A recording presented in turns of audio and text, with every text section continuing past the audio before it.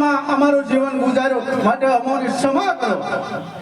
અરે ગમે તેમ કરો હોય ક્ષમા ન થાય. અરે યોગીરાજ, કોઈ પણ ઉપાય કરો અને અમોને ક્ષમા કરો. અરે બંધુ વિજય, કહો ભાઈ. આપણે પરમાત્મા પ્રભુની સેવામાં આખું જીવન કાઢી નાખ્યું અને અત્યારે આપણને શ્રાપ લાગ્યો, તો ચાલો આપણે શરણે જઈએ પ્રભુને અને એને નિંદ્રામાંથી જગાડીએ અને આપણું શ્રાપનું નિવારણ કરાય. બહુ સારું. સહાયતા કરો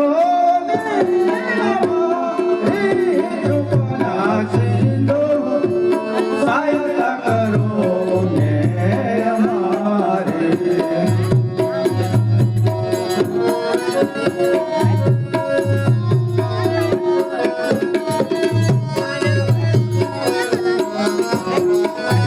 અરે સહાયતા કરો રે અમારી કૃપાના સિંધુ, સહાયતા કરો ને અમારી.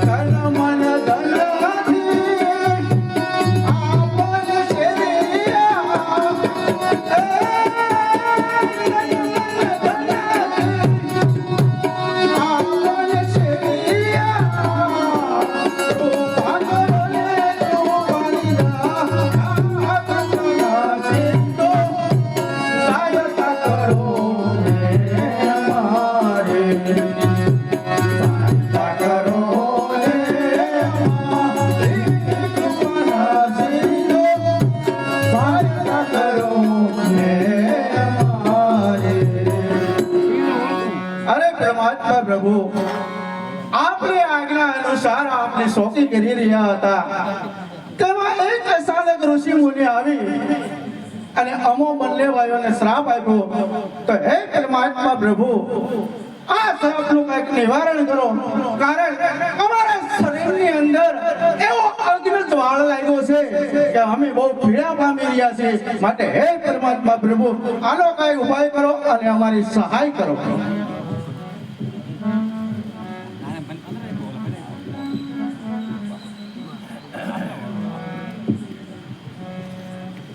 હા મારા પરોળિયાઓ, કહો પરમાત્મા પ્રભુ. એમાં આટલો બધો કલ્પાન શા માટે કરો છો? માટે હું કહું તે સાંભળો. બહુ સારું. સાંભળ પરોળિયા, એમ બનાવારી, એમ બનાવારી.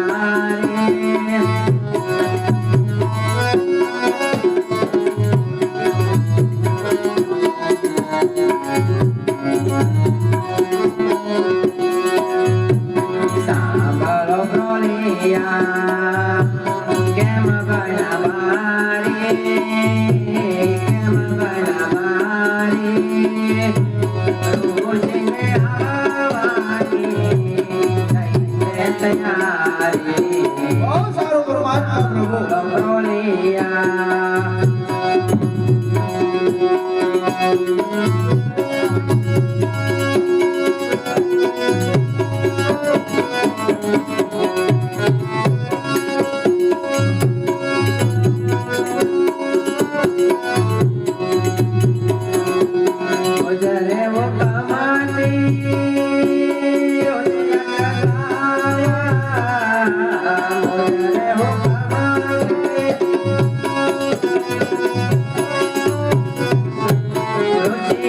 કાવ્યા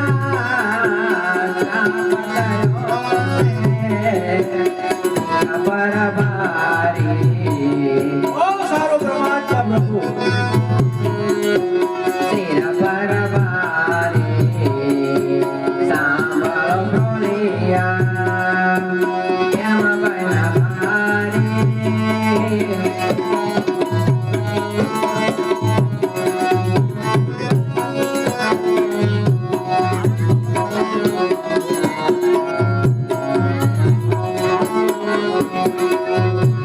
જાઓ રે જલદી બહુ સારું પરમાત્મા જાઓ રે જલદી રુચિને બોલાવો શાખનું નિવારણ જેથી કરાવું શાખનું નિવારણ જેથી કરાવું સાંભળ ભોળિયા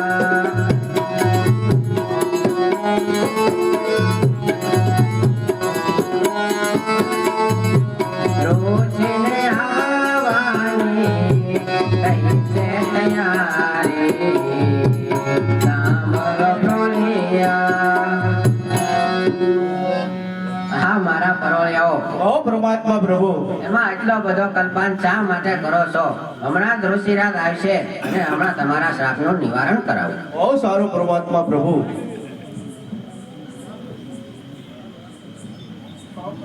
મને પ્રણામ.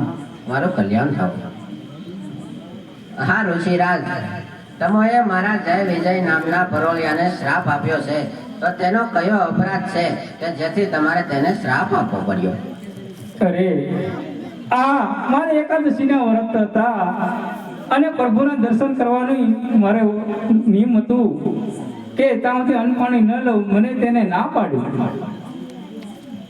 હા ઋષિરાજ શ્રાપનું નિવારણ કરો એટલે શ્રાપનું નિરામણ તો કાંઈ ન થાય.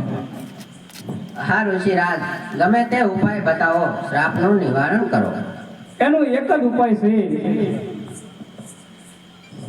કે ભક્તિ ભાવે ભળવું હોય તો 7 અવતાર મળે અને વેર ભાવે ભજવું હોય તો 3 અવતાર મળે.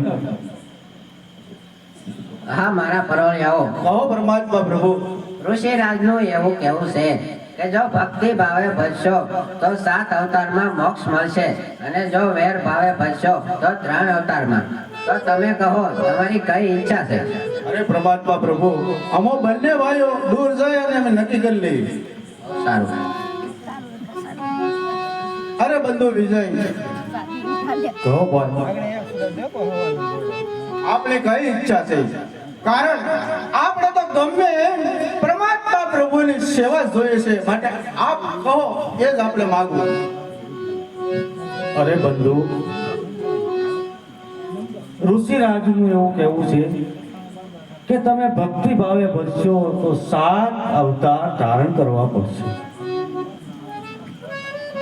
તો 7 અવતાર ધારણ કરવા 7 વખત માતાને પેટે જન્મ લઈ અને 7 વખત મરવું એની કરતા ભાઈ 3 અવતારે વેર ભાવે ભજી અને મોક્ષ ગતિ મેળવશું. માટે મારું તો કહેવું એવું છે કે વેર ભાવે ભજીને મોક્ષ ગતિ મેળવશું. વાહ બંધુ વાહ તમે મારા મનનું વાત કરી બહુ સારું. ચાલો આપણે પરમાત્મા પ્રભુને શરણે જઈ અને આપણે માંગણી કરીએ. અરે પરમાત્મા પ્રભુ અમારો તો વિચાર એવો છે 7 અવતારો લેવા અને આ સૃષ્ટિમાં ભટકવું એના બદલે અમારે તમારી સાથે વેર બાંધી અને અમારે મુક્તિ મેળવવી છે. કારણ અમારે તો ગમે એમ તમારા શરણની સેવા જોઈએ છે પ્રભુ.